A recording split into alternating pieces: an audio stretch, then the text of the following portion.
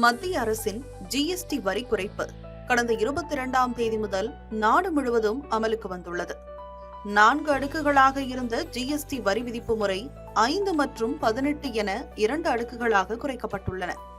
GST வரி குறைப்புக்கு பின் பொதுமக்கள் அன்றாடம் பயன்படுத்தும் அத்தியாவசிய பொருட்கள் தொடங்கி 2 சக்கர மற்றும் 4 சக்கர வாகனங்களின் விலை கணிசமாக குறைந்திருக்கிறது. இந்த பிரான்ச்சில் வந்து பார்த்தீங்கன்னா நம்மகிட்ட சேவரிஸ் ஐட்டமும் கார வகைகளும் நமக்கு பேக்கரி ஐட்டம் தான் நிறைய போகும்.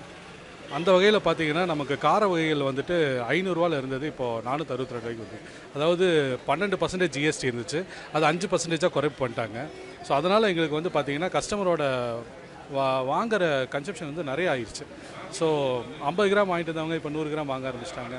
ஸோ எல்லாமே ப்ரைஸ் அந்த ஜிஎஸ்டியோட இதனால தான். அதே மாதிரி பேக்கரி ஐட்டம் வந்து குழந்தைகளுக்கு பிடிச்ச ஒரு உணவு. ஸோ அதில் வந்து பார்த்திங்கன்னா கேக் எல்லாமே இன்ட்ரெஸ்ட் கொடுத்து வாங்க ஆரம்பிச்சிட்டாங்க. ஸோ என்னென்னா ஃபஸ்ட்டு க்ரீமுக்கு பன்னுக்கு இதெல்லாம் கொஞ்சம் இதாக இருந்துச்சு. இப்போ எல்லாமே வந்து பார்த்திங்கன்னா ரேட்டு கம்மியானனால நிறைய பேர் வாங்க ஆரம்பித்து ஆர்வம் காட்ட ஆரம்பிச்சிட்டாங்க. ஜிஎஸ்டி வரி குறைப்பால் பேக்கரியில் விற்பனை செய்யப்படும் பக்கோடா வகைகள், கிரீம் பன், ஜாம் பன், மிக்சர் வகைகள், முறுக்கு வகைகள் என அனைத்து உணவுப் பொருட்களுக்கான ஜிஎஸ்டி வரி 5% குறைக்கப்பட்டுள்ளது. இதன் மூலம் குறைந்தபட்சமாக 2 ரூபாயிலிருந்து 45 ரூபாய் வரை இனிப்புகளின் வகைகளின் விலை குறைந்துள்ளது. ஜிஎஸ்டி வரி குறைப்பால் தண்ணீர் பாட்டிலின் விலையும் 20 ரூபாயிலிருந்து 18 ரூபாயாக குறைந்திருக்கிறது.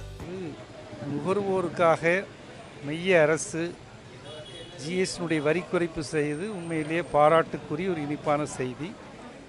எல்லா நுகர்வோருடைய வாங்குகிற விற்கிற பண்டங்கள் விளைவாய் குறைந்திருக்கிற காரணத்தினால் வாங்குவோருடைய எண்ணிக்கையும் நுகர்வோருடைய தன்மையும் அதிகமாக இருக்கிறது என்பதை நம்பத்தக்கதாக நம்பப்படுது.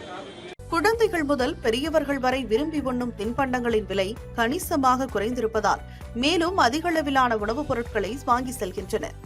அதே நேரத்தில் விலை குறைந்திருப்பதால் முன்பை விட அதிக அளவிலான விற்பனையும் நடைபெற்று வருகிறது.